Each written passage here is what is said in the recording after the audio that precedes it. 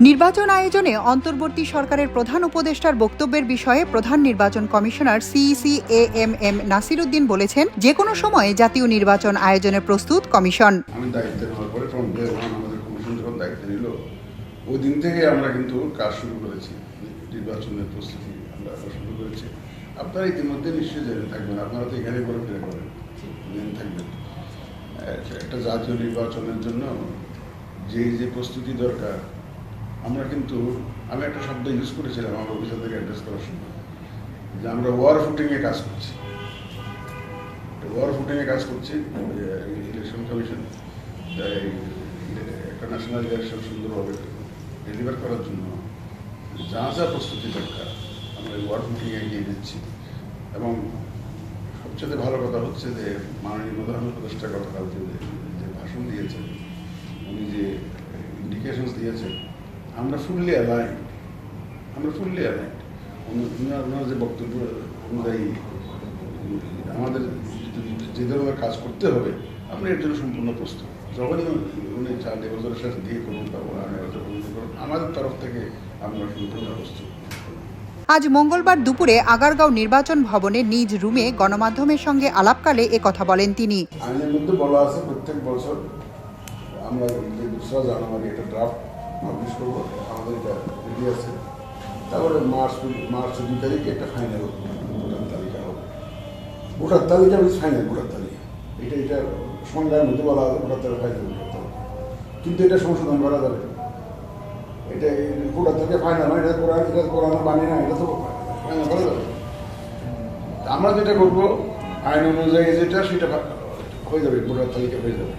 তারপরে আমরা যে বাড়ি বাড়ি যাওয়ার একটা কথা বলছি, যেটা ভোটার তালিকাটা সংশোধন করবো। আমরা বাড়ি বাড়ি গিয়ে দেখবো যে কারা মারা গেল, আপনাদের আত্মীয় মারা গেছে কোনোদিন গিয়ে বলে আসছেন যে আমার মারা গেছে, ভোটার তালিকাতে বাদ দেন।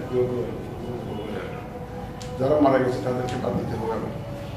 নতুন ইয়াঙ্গার জেনারেশন তারা যাতে কেউ বাদ না যায় সেটা আমাদের দেখতে হচ্ছে। মহিলারা ভোটাররা রেজিস্ট্রেশন করতে চায় না, কারণ জানো যে ভোটার হয়ে লাভ কি, ভোট দিতে পারি না। তা আমাদের ভোটার হয়ে এখন আগ্রহ হারিয়ে ফেলেছে মানুষের। ভোটিং সিস্টেমের উপরে যে মানুষের আগ্রহ নাই, টোটালি নাই। কি লাভ কিছু না, এই আগ্রহটা সৃষ্টি করতে হবে আমাদের। গতকাল জাতির উদ্দেশ্যে ভাষণে প্রধান উপদেষ্টা ডক্টর মোহাম্মদ ইউনূস জাতীয় নির্বাচনের একটি সম্ভাব্য সময়রেখা তুলে ধরেছেন। তিনি আগামী বছর শেষের দিকে বা 2026 সালের প্রথমার্ধে জাতীয় নির্বাচনের কথা বলেছেন। সবকিছুই সমসাপেক্ষ ব্যাপার। এর সঙ্গে যদি আমরা নির্বাচন প্রক্রিয়া আরো উন্নত করতে চাই, নির্বাচন সংস্কার কমিশনের সুপারিশমালা বাস্তবায়ন করতে চাই, তাহলে প্রয়োজনীয় সংস্কারের বিস্তৃতি ও গভীরতা অনুসারে নির্বাচন কমিশনকে সময় দিতে হবে। আমি সকল প্রধান সংস্কারগুলো সম্পন্ন করে নির্বাচন আয়োজন করার ব্যাপারে বরাবর আপনাদের কাছে আবেদন জানিয়ে এসেছি।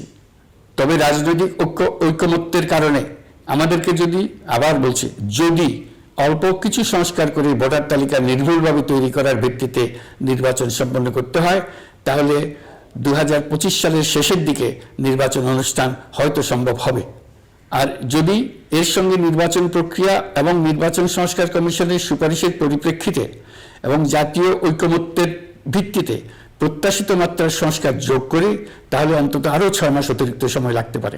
এ বিষয়ে জানতে চাইলে প্রধান নির্বাচন কমিশনার জানান, জাতীয় নির্বাচনের জন্য তারা প্রথম দিন থেকেই কাজ করছেন। জাতীয় নির্বাচনের জন্য যেসব প্রস্তুতির দরকার তার সবই তাদের রয়েছে। সেটা আমাদের বিবেচনায় আছে। দুইটা বিষয়, এক্সপার্টিয়েট আমাদের প্রধান উপদেষ্টা বলেছেন, বিদেশিদের ভোট কীভাবে নেওয়া যায়। আমরা বিভিন্ন দেশের অভিজ্ঞতা জানার চেষ্টা করছি, তারা কীভাবে করছে জিনিসটা।